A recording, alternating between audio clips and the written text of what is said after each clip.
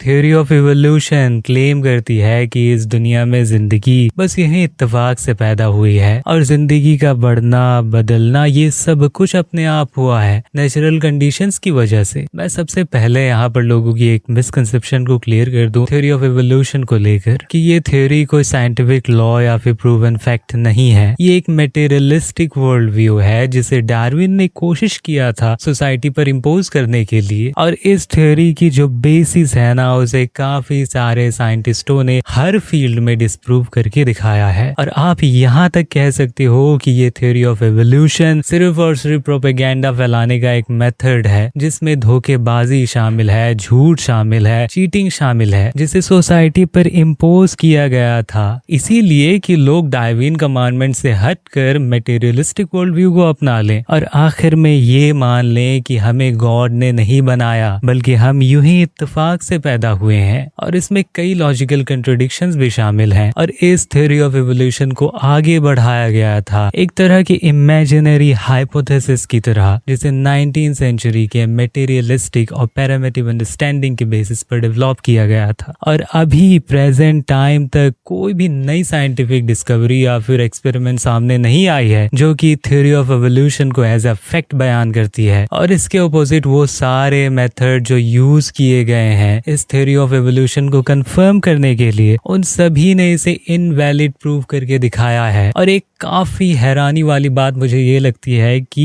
Even today आज के दिन में भी कई सारे ऐसे लोग भी हैं जो मानते हैं कि ये थ्योरी ऑफ एवोल्यूशन एक प्रूवन फैक्ट है जैसे कि ग्रेविटेशनल फोर्स या फिर इलेक्ट्रोमैग्नेटिक रेडिएशन। पर अगर आप थ्योरी ऑफ एवोल्यूशन से हटकर अगर एविडेंस पर नजर डालो तो आपको पता चलेगा कि नेचर काफी ज्यादा डिफरेंट है और यही वजह है कुछ लोग नहीं जानते कि इसकी फाउंडेशन कितनी बेकार है, मतलब इसके प्रेमिसेस कितने ज्यादा वीक है और किस तरह से साइंस ने हर तरह से इवोल्यूशन को डिसप्रूव कर दिया है और किस तरह से अभी के दौरान जो इवोल्यूशनिस्ट हैं वो इसे अभी भी अलाइव रखने की कोशिश करते हैं। और मैं आपको बता दूं कि सारे इवोल्यूशनिस्ट एथियस्ट होते हैं, इनके पास और कोई भी दूसरा सपोर्ट नहीं है। उनके अनकन्फर्म्ड हाइपोथेसिस, बायस्ड और अनरियलिस्टिक ऑब्जर्वेशंस और इमेजरी ड्राइंग्स और कुछ साइकोलॉजिकल सजेशंस के अलावा उनके पास कोई भी दूसरा तरीका नहीं है इसे प्रूव करने के लिए। और आज के दौर में इस ब्रांच ऑफ साइंस को स्टडी किया जाता है पैलियोंटोलॉजी, जेनेटिक्स, माइक्रोबायोलॉजी, बायोकेमिस्ट्री इनमें, और इन सभी ब्रांचेस ने प्रूव किया है कि ये बिल्कुल भी मुमकिन है ही नहीं कि लाइफ यूं ही इत्तेफाक से वजूद में आ सकती है और हम नॉन बीइंग से बीइंग बन गए, अनकॉन्शियस से कॉन्शियस बन गए। वो कहते हैं कि जिंदगी बाय चांस एग्जिस्ट नहीं हो सकती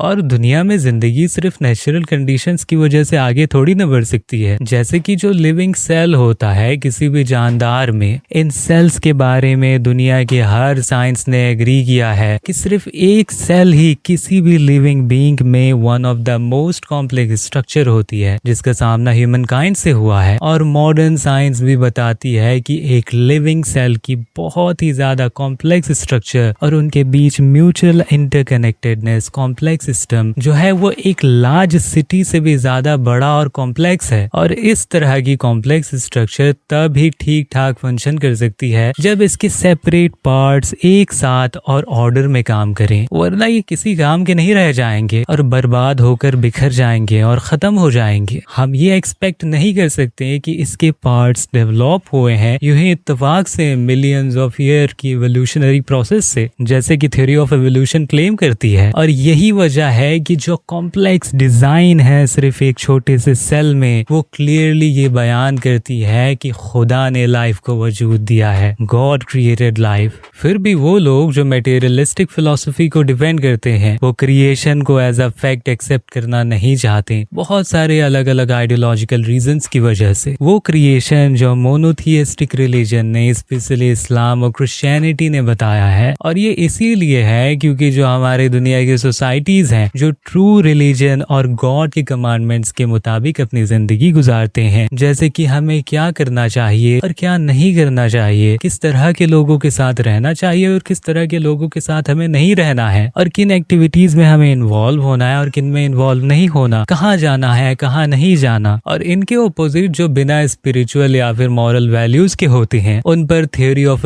एवोल्यूशन ज्यादा सूट करती है, क्योंकि ऐसे लोगों को बड़ी ही जल्दी मैनिपुलेट किया जा सकता है थोड़े से वर्ल्डली इंटरेस्ट दिखाकर। और यही वजह है वो कोशिश करते हैं थ्योरी ऑफ एवोल्यूशन को लोगों पर थोपने के लिए, जो एनकरेज करती है बड़े झूठ को कि इंसान क्रिएट नहीं हुआ है बल्कि यूं ही इत्तेफाक से पैदा हुआ है और इवॉल्व हुआ है एनिमल से, स्पेसिफिकली बंदरों से। और वो किसी भी कीमत में इस थ्योरी को बचाना चाहते हैं क्योंकि ये इंसानों को दुनिया की ख्वाहिशों से जोड़े रखती है और खुदा का इनकार करती है। इन सारे क्लियर साइंटिफिक और लॉजिकल प्रूफ से हमें पता चलता है कि थ्योरी ऑफ एवोल्यूशन एक झूठ है जिसे फैक्ट बनाकर दुनिया में फैलाया जा रहा है और यही क्रिएशन के फैक्ट को कंफर्म करती है। पर इन सारे प्रूफ के बावजूद इन फील्ड के जो अथॉरिटीज है ना, वो अपने झूठ को फैलाना बंद नहीं करते और हर स्कूल्स में नर्सरी क्लास से लेकर बड़े और मेजर होने तक उनके माइंड में ये फीड किया जाता है कि थ्योरी ऑफ एवोल्यूशन एक फैक्ट है और तुम क्रिएटेड नहीं हो बल्कि एक बाय चांस एक्सीडेंट हो और तुम बंदर से इंसान बने और हम कोई स्पिरिचुअल बीइंग नहीं है। पर रिलीजन कहती है कि हम स्पिरिचुअल बीइंग है। एक्चुअली इसे प्रूव किया जा चुका है कि ये इम्पॉसिबल है। फर्स्ट लिविंग सेल या फिर just one of the million protein molecules को in the cell to have come about by chance. इसे डेमोन्स्ट्रेट किया गया है सिर्फ एक्सपेरिमेंट्स और ऑब्जर्वेशंस के सहारे से ही नहीं, बल्कि प्रोबेबिलिटी के मैथमेटिकल कैलकुलेशंस के सहारे भी।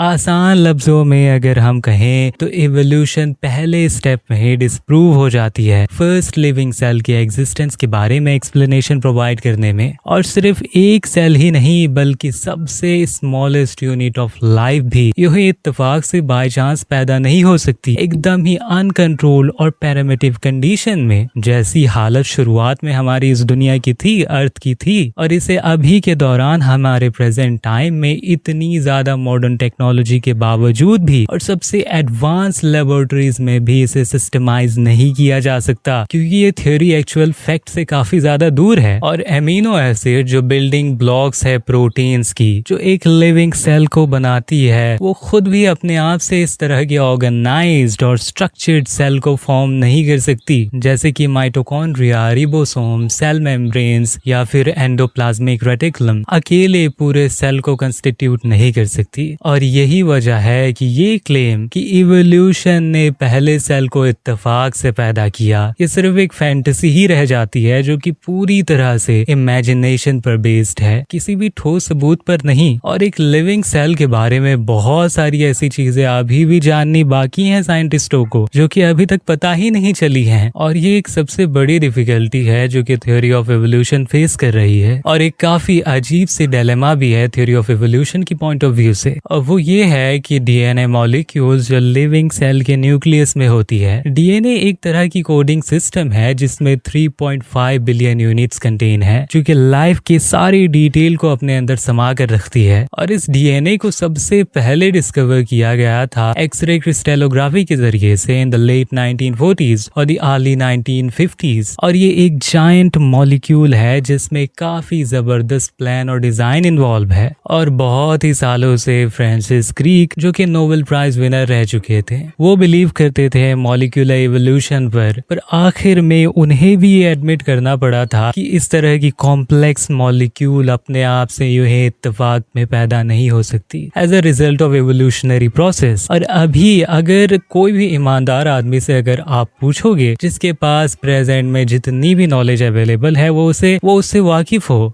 उसने वो पढ़ी हो, समझी हो, वो यही कहेगा ऐसा लगता है कि जिंदगी का पैदा होना, सबसे पहले लाइफ का पैदा होना, ऐसा लगता है कि ये कोई मिरेकल से ज्यादा कम नहीं है। और जो फॉसिल रिकॉर्ड अभी पाए गए हैं ये एक दूसरा थ्योरी ऑफ एवोल्यूशन का डिफेंस है। पर मैं आपको बता दूं कि अमॉन्ग वो सारे फॉसिल्स जो डिस्कवर किए गए हैं सालों के प्रोसेस में, यहाँ पर नॉट इवन एक निशानी भी मौजूद नहीं है इंटरमीडिएट फॉर्म्स की, जो कि नेसेसरी करी होगी अगर लिविंग थिंग्स इवॉल्व हुए हैं स्टेज बाय स्टेज प्रोसेस की तरह, मतलब सिंपल स्पीसी से कॉम्प्लेक्स स्पीसी तक। एग्जाम्पल के तौर पर बंदरों से इंसानों में बनने के लिए, जैसा कि थ्योरी ऑफ एवोल्यूशन क्लेम करती है कि हम बंदर से इंसान बने हैं। यहाँ पर सवाल ये पैदा होता है कि वो इंटरमीडिएट फॉर्म्स आखिरकार गए कहाँ, और अगर ऐसे क्रिएचर्स एग्जिस्ट भी करते थे तब यहाँ पर ऐसे मिलियंस इवन बिलियंस होंगे, अरबों खरबों होंगे। और इनमें सबसे अहम जो रिमेनिंग क्रिएचर्स हैं उन्हें तो फॉसिल रिकॉर्ड में होना चाहिए था। अगर ये इंटरमीडिएट फॉर्म्स एग्जिस्ट करते थे कभी भी तो उनके नंबर्स काफी ज्यादा होने चाहिए थे उन एनिमल स्पीसीज से जो कि आज के दौर में हम जानते हैं, और दुनिया में हर जगह उनकी फॉसिल मौजूद होने चाहिए थे। एवोल्यूशनिस्ट इन इंटरमीडिएट फॉर्म्स को ही ढूंढते रहते हैं। सारे जितने भी फॉसिल रिसर्च होते हैं उन सभी में 19वीं सेंचुरी से लेकर प्रेजेंट टाइम तक, पर तब भी उन्हें इस तरह की इंटरमीडिएट फॉर्म्स की कोई भी निशानी, एक रत्ती भर भी नहीं मिलती। 150 सालों से रिसर्च करते रहने के बावजूद भी। शॉर्ट में अगर कहें तो ये फॉसिल रिकॉर्ड्स जो अभी हमें मिले हैं ये हमें बताते हैं कि लिविंग स्पीसीज पैदा हुए हैं सडनली और परफेक्टली फॉर्म्ड होकर, किसी लेस कॉम्प्लेक्स से एडवांस कॉम्प्लेक्स स्पीसी की तरह फॉलो होकर नहीं। एवोल्यूशनिस्ट ने बेहद कोशिश की उनकी थ्योरी की एविडेंस तलाश करने के लिए, पर एक्चुअल में उन्होंने प्रूव किया उनके खुद के हाथों से ही कि